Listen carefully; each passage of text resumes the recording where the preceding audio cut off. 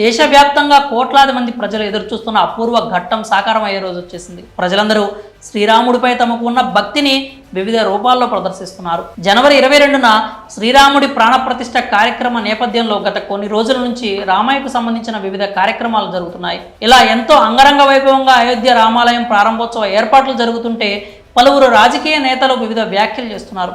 అయోధ్యలో రామమందిర ప్రాణప్రతిష్ఠ వేడుకకు ముందు ఎంఐఎం పార్టీ అధ్యక్షుడు హైదరాబాద్ ఎంపీ అసదుద్దీన్ ఓవైసీ కీలక వ్యాఖ్యలు చేశారు. బాబ్రీ మసీదును ముస్లింల నుంచి ఓ క్రమ పద్ధతిలో తీసుకున్నారని ఆయన తెలిపారు. శనివారం కర్ణాటక రాష్ట్రంలోని కలబుర్గిలో మీడియాతో మాట్లాడిన ఆయన ఈ వ్యాఖ్యలు చేశారు.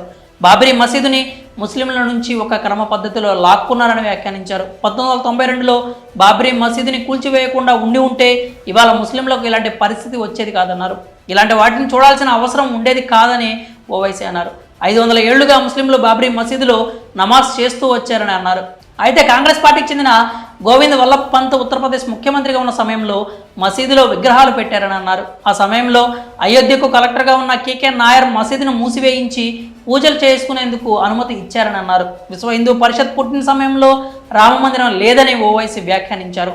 రామమందిరం గురించి మహాత్మా గాంధీ ఏనాడు ప్రస్తావించలేదని, ఒక క్రమ పద్ధతిలో భారత ముస్లింల నుంచి మసీదును లాక్కున్నారంటూ ఆరోపించారు. ప్రతిపక్ష పార్టీలు ముఖ్యంగా ఆమ్ ఆద్మీ పార్టీ మైనారిటీల గురించి మాట్లాడటం లేదని, వారంతా మెజారిటీ వర్గాలను సంతోషపెట్టే పనిలోనే నిమగ్నమై ఉన్నారని అన్నారు.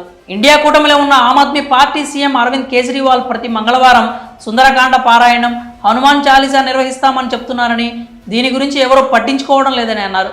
వీళ్ళంతా మెజారిటీ వర్గాల ఓట్లే లక్ష్యంగా పనిచేస్తున్నారంటూ అసదుద్దీన్ ఓవైసీ అసంతృప్తి వ్యక్తం చేశారు. మరి ఒక క్రమ పద్ధతిలో మసీదును లాక్కున్నారంటూ ఓవైసీ చేసిన